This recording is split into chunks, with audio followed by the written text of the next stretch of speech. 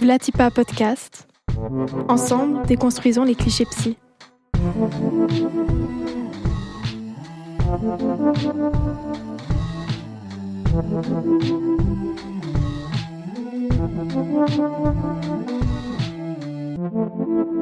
Vlatipa Podcast.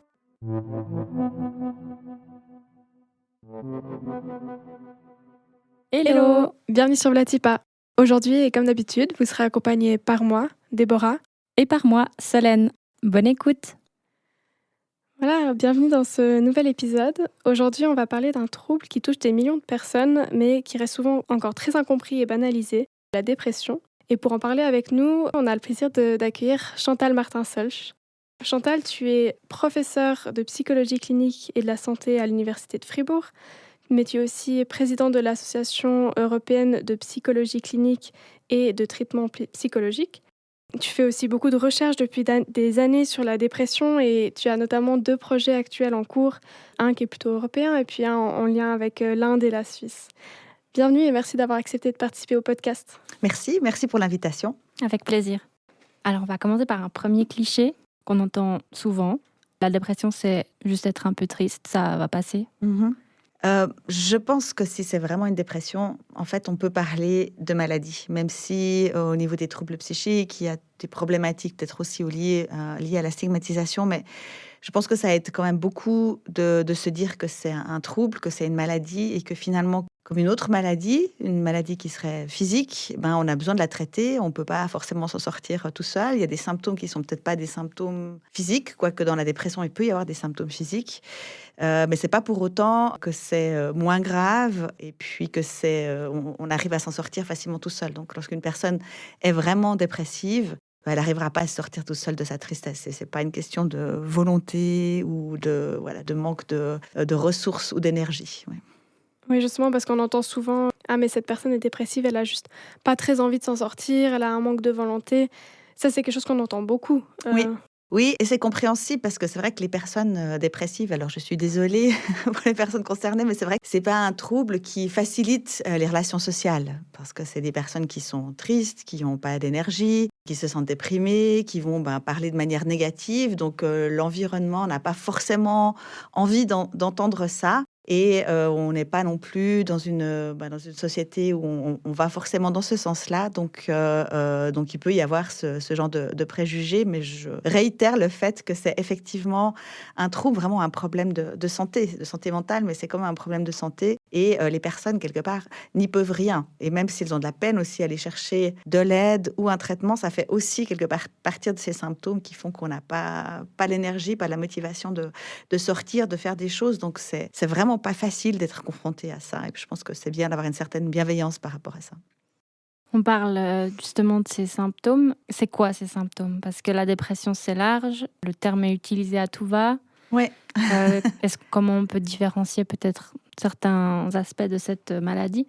Je pense que c'est toujours bien de se baser sur les systèmes de classification actuels qui ont aussi leurs limites, mais qui permettent quand même de donner un cadre clair et puis avec une liste de symptômes qu'on va retrouver chez les personnes qui sont dépressives. Et puis les 2 symptômes principaux, c'est vraiment le fait d'être triste, de se sentir dépressif, déprimé, de plus avoir d'espoir tous les jours, pratiquement toute la journée, et ça pendant au moins 2 semaines. Et l'autre symptôme qu'on appelle cardinal, c'est le fait de plus avoir de plaisir, de plus ressentir de plaisir, pratiquement tous les jours, presque toute la journée, pour des choses qui nous faisaient plaisir avant. Et lorsqu'on a un ou les 2, on a déjà un premier critère assez clair de dépression. Mais il faut qu'un de ces 2 soit présent. La durée, c'est justement ces 2 semaines. Et puis après, il y a plusieurs autres symptômes qui peuvent être présents. Donc, il en faut jusqu'à 5. Et puis, ça peut être des questions liées à l'appétit, par rapport au sommeil, par rapport aux pensées négatives, par rapport aux pensées suicidaires, par rapport à la fatigabilité, la difficulté de se concentrer. Donc, il y a toute une série d'autres critères qui peuvent être présents. Et puis, lorsqu'on arrive à ce chiffre de 5, au moins, là, on peut relativement clairement faire un diagnostic de dépression. Oui, et du coup, ce que je trouve intéressant, justement, c'est qu'on voit que le manque de motivation et de volonté, en fait, Mmh. fait partie du diagnostic. Et Exact. c'est ce qu'on reproche ensuite dans ce stéréotype un petit peu de dire Ouais, ils manquent de volonté, mais ça fait partie de leur trouble, justement, et c'est leur ouais, difficulté. exactement. Alors c'est pas toujours présent, hein, pas chaque pe dans pour chaque personne, puisqu'il y a un peu des combinaisons différentes, mais c'est quand même assez, clairement symptomatique de la dépression. Puis c'est difficile aussi pour les personnes parce qu'elles sont un peu emmêlées Mm. dans ce sentiment. Donc il y a aussi un sentiment de culpabilité, c'est aussi un symptôme qui se rajoute. Donc elles vont peut-être un peu tourner en boucle comme ça dans leur tête et se dire: «Ben voilà, je suis vraiment vraiment pas capable, je suis vraiment nulle et même ça, j'arrive pas à le faire» et ça fait aussi partie de ces symptômes de dépression, ces pensées négatives. Donc c'est vraiment difficile de sortir, d'aller chercher de l'aide et puis en tout cas, c'est pas possible ou c'est très difficile de se soigner soi-même. Mhm. Ce qu'on voit aussi, c'est que c'est très présent. C'est là tout le temps, quasiment tous Mmh. les jours, etc. Donc on peut vraiment différencier une tristesse passagère liée à un événement particulier, par Mmh. exemple, d'un épisode dépressif.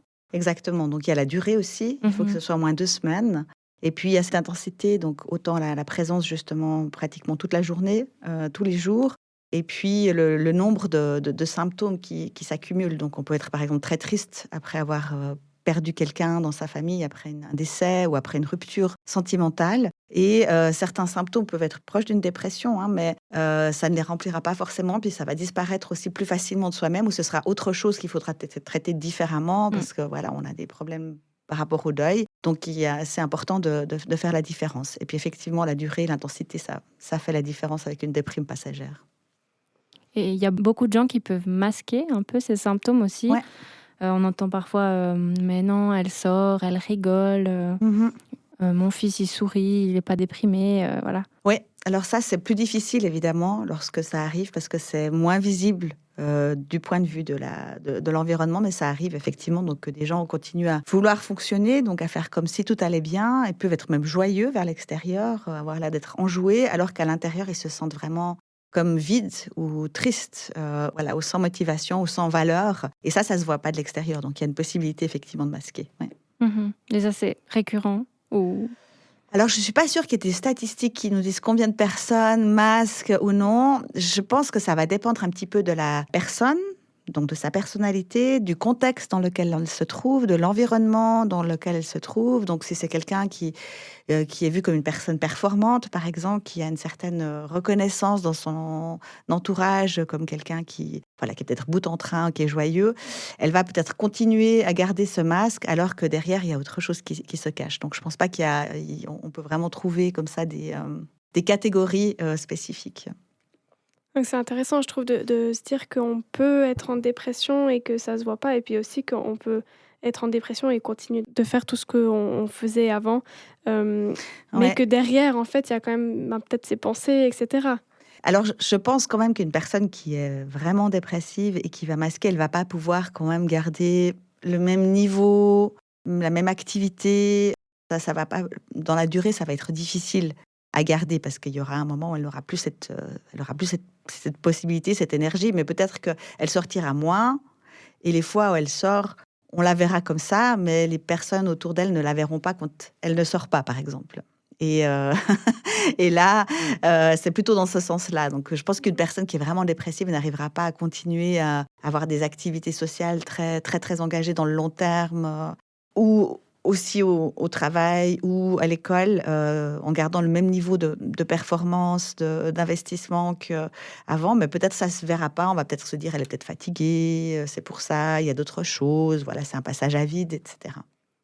Oui, c'est ça, et c'est qu'on oublie, c'est qu'on voit pas toute la vie de quelqu'un, donc c'est aussi pour Absolument. ça qu'il faut peut-être des Ouais, fois faire attention avant de juger trop exactement. rapidement ce qu'on voit. Ouais, tout à fait.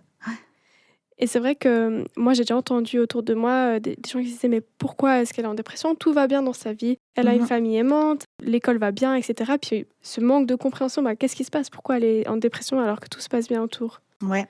Alors là, c'est vraiment difficile de vous dire pourquoi, parce que il n'y a pas une réponse qui permet d'expliquer toutes les situations. On a des indices comme ça des raisons qui conduisent à une dépression, mais parfois c'est pas très clair. Donc il y a des côtés qui sont plus biologiques.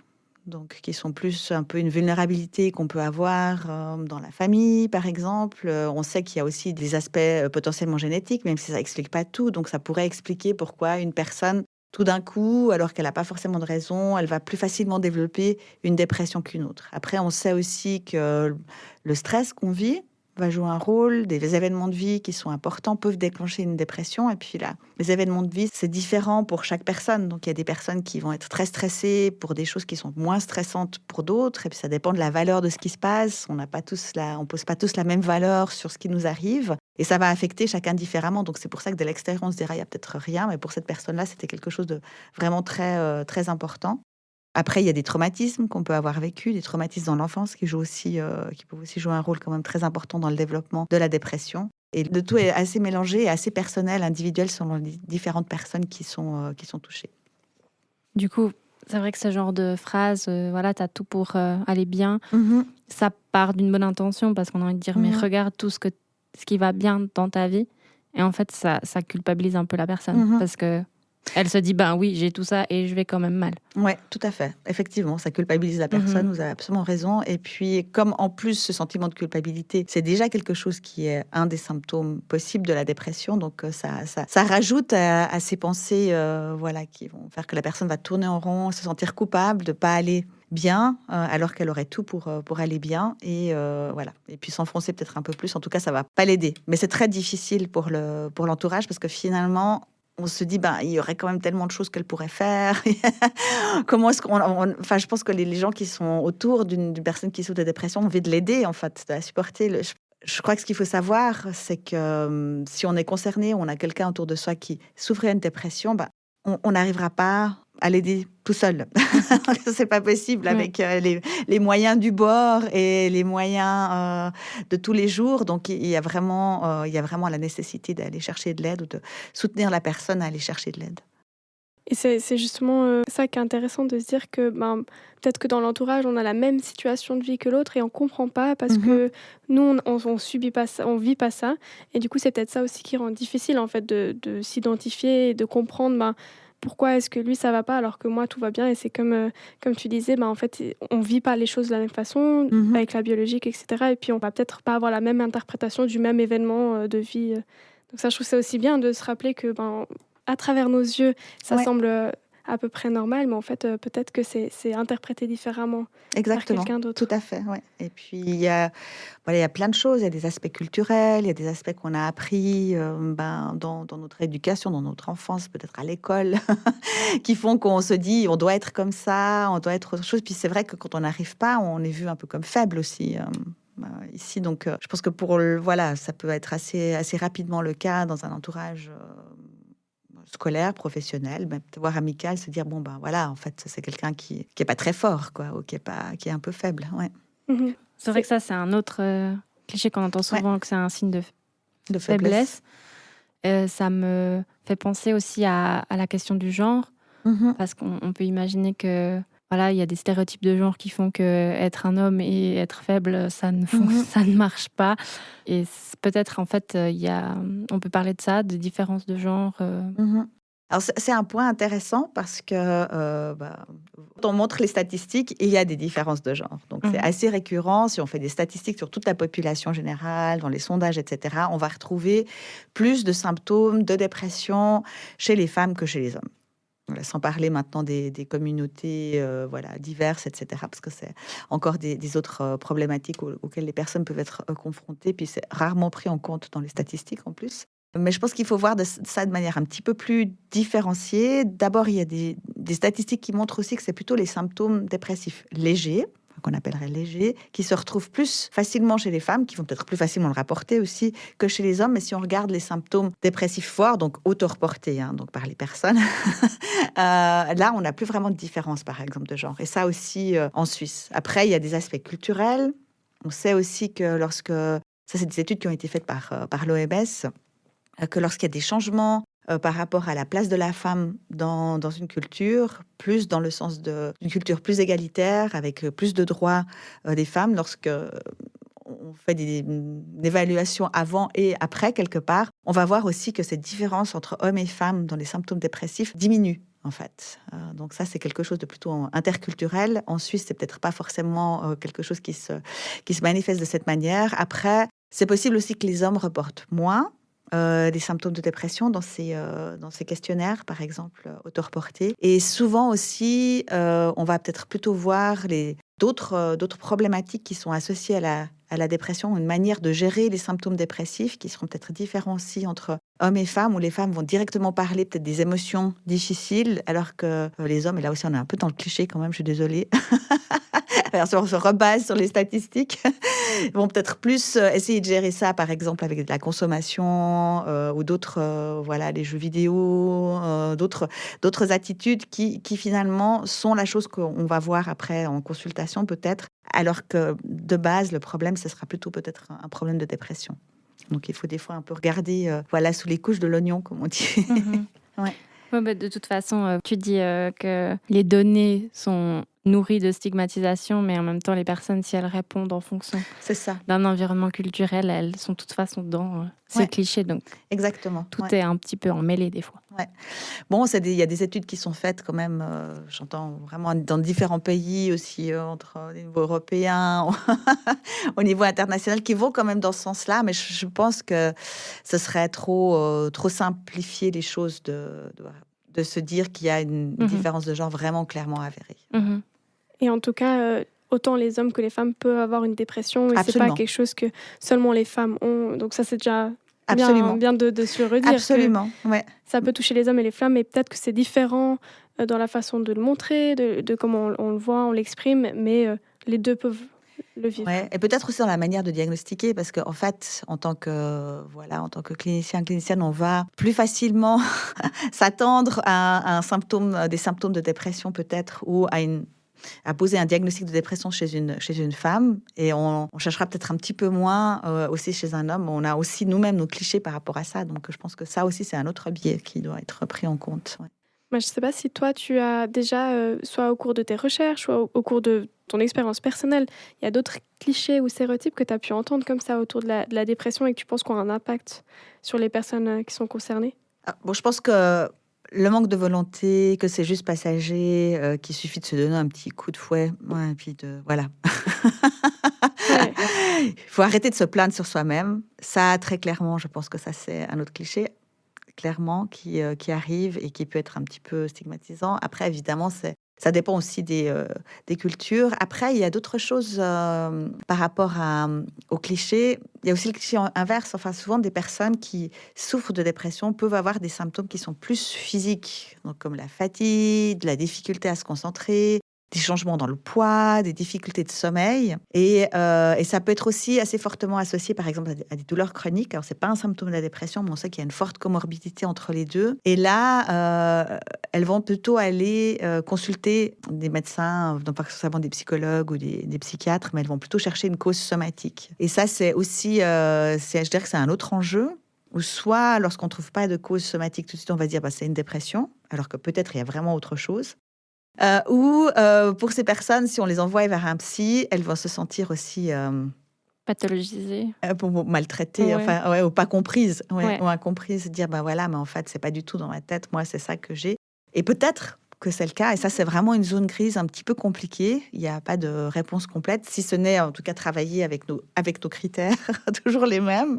Mais ça n'empêche pas qu'il y a certaines maladies, par exemple la maladie de Parkinson, il peut y avoir aussi le fait d'avoir eu un AVC, qui vont augmenter les symptômes dépressifs. C'est finalement presque une cause, une association plutôt neurologique ou neurobiologique, donc il faut aussi peut-être tenir compte. Certaines formes de démence aussi peuvent commencer par des symptômes qui ressemblent à de la dépression.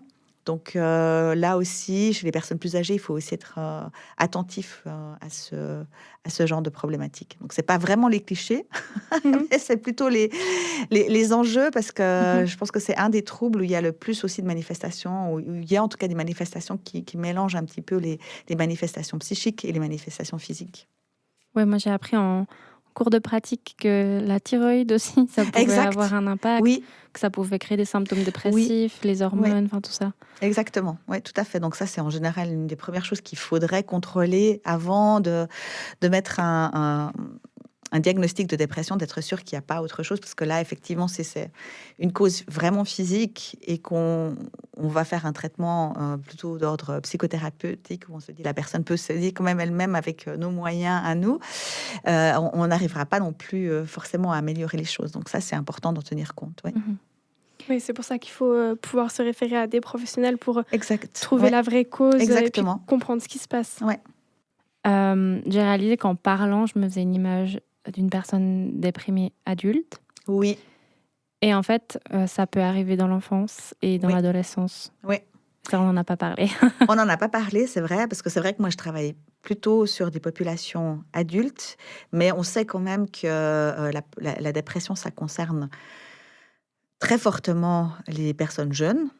Donc, à partir du milieu de l'adolescence jusqu'au milieu de l'âge qu'on appelle jeune adulte. Enfin, maintenant, l'adolescence va jusqu'à 25 ans, officiellement. Donc, je dirais que la phase 15-25 ans, c'est une phase qui est particulièrement sensible pour développer une dépression. Là, les symptômes sont finalement assez similaires.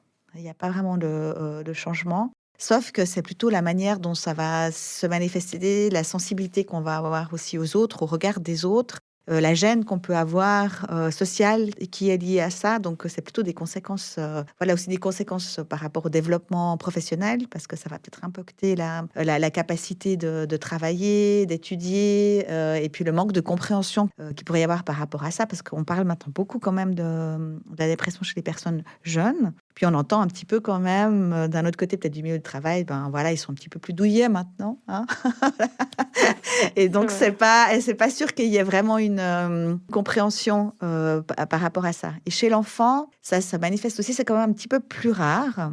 On a développé le nom d'un autre trouble qui est plutôt lié à la dérégulation des émotions.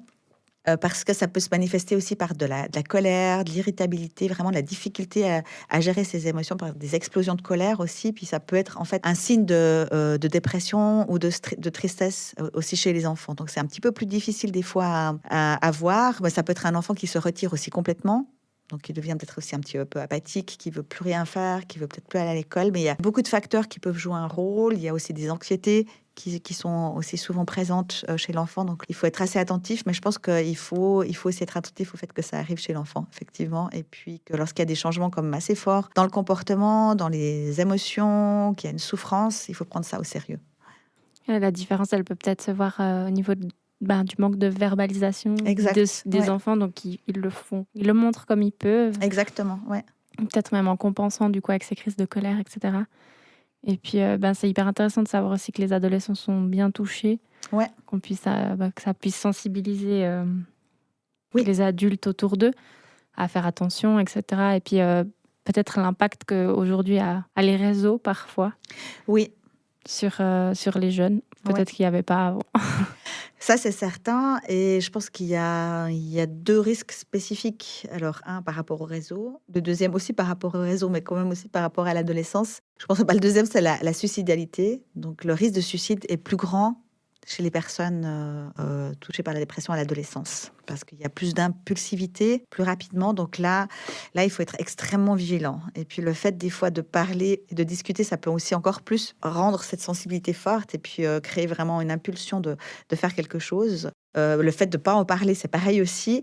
Donc, il faut en parler, mais il faut être juste vraiment vigilante par rapport à ça. Et les réseaux sociaux ont la fâcheuse tendance de créer ces bulles algorithmiques. Donc, si quelqu'un cherche quelque chose une fois sur la santé mentale, donc moi, par exemple, je regarde beaucoup sur la santé mentale sur Instagram, donc je n'ai que des choses autour de personnes qui vont très mal, qui ont des problèmes et qui parlent de leur santé mentale. Donc, pour moi, c'est une belle ressource intéressante pour donner, pour voir ce qui se dit.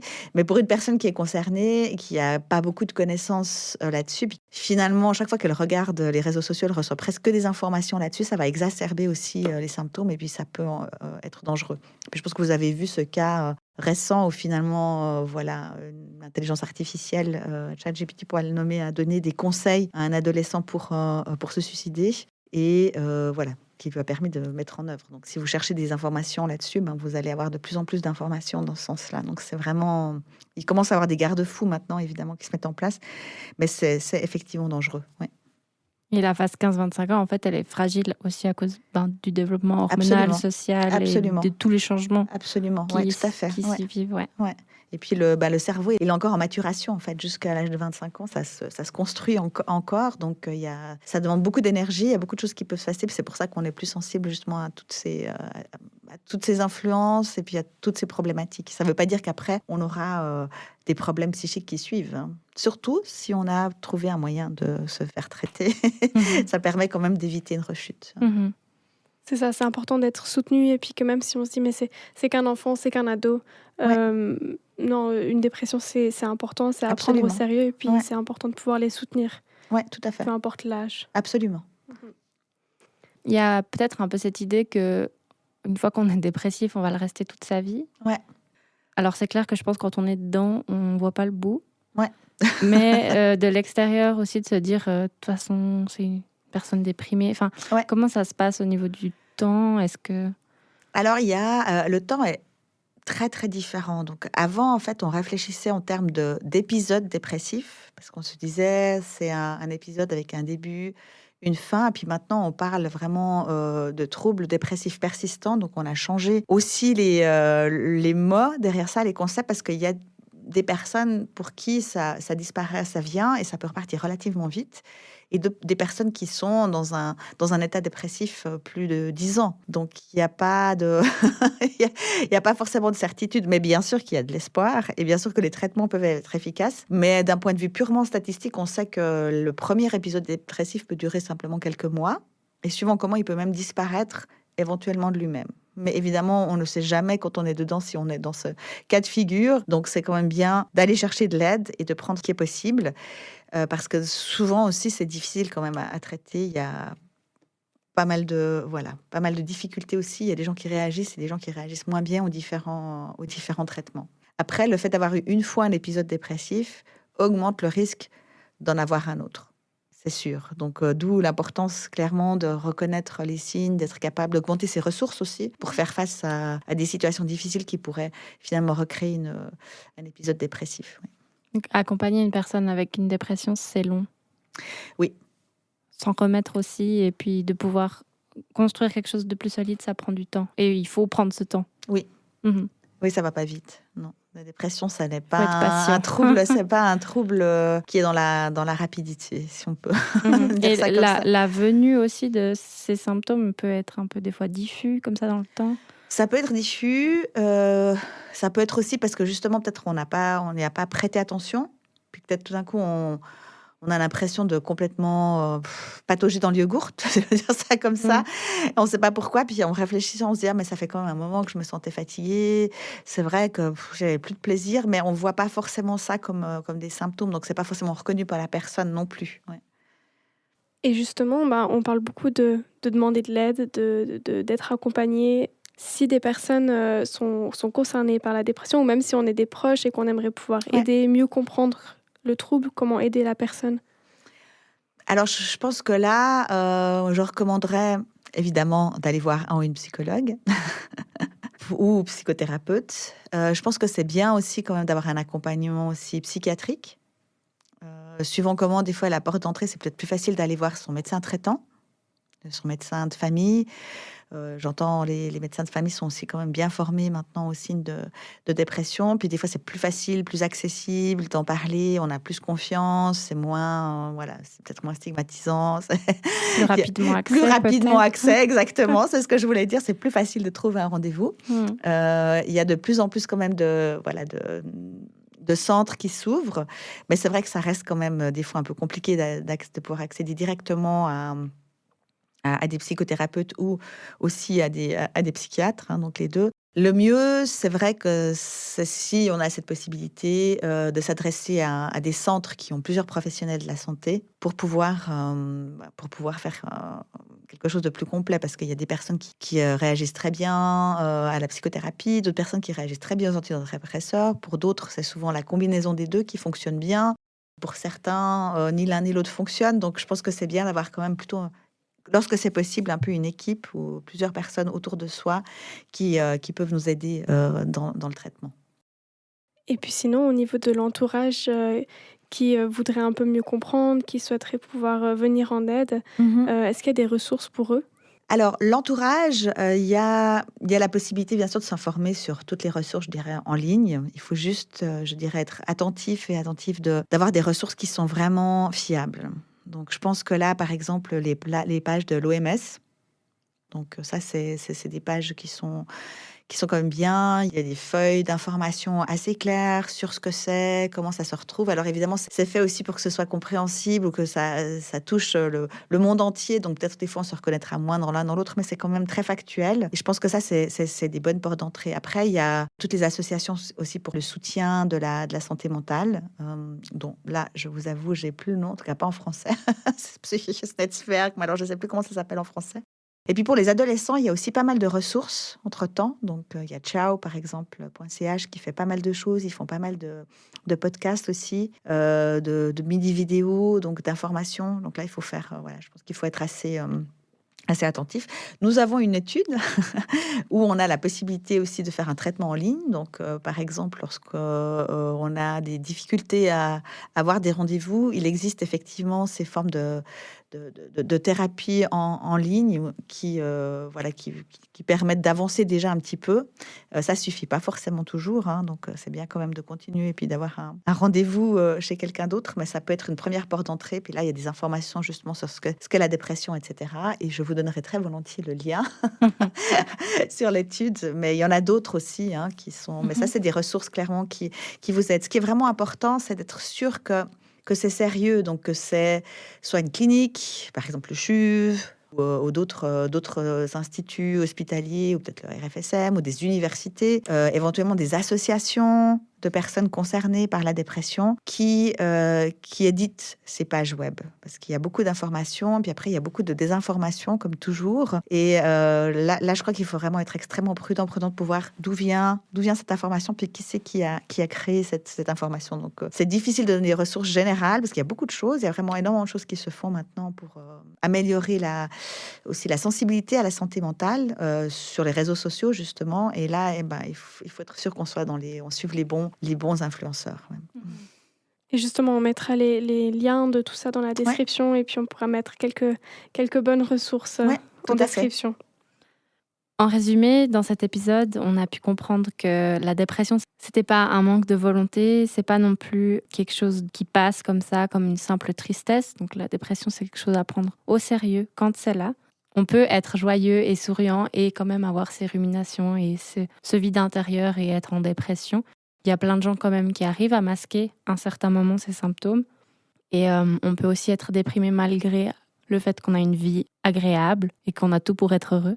Ces personnes-là, elles sont déjà en grande souffrance, avec beaucoup de culpabilité, beaucoup de tristesse, beaucoup de mal-être. Donc, être bienveillante auprès d'elles, c'est aussi faire preuve de soutien et ça permet d'éviter de renforcer ces stéréotypes et ces clichés qui rajoutent un poids important sur leurs épaules. Du coup, merci beaucoup à toi pour cette discussion riche et essentielle. On espère que cet épisode aura permis d'éclairer un peu les zones d'ombre autour des troubles dépressifs ou de la dépression. Puis on te remercie beaucoup pour ta présence. Merci beaucoup pour l'invitation et puis pour l'intérêt pour cette thématique. Et puis bonne chance pour le podcast. Merci beaucoup. Merci. À bientôt. À bientôt.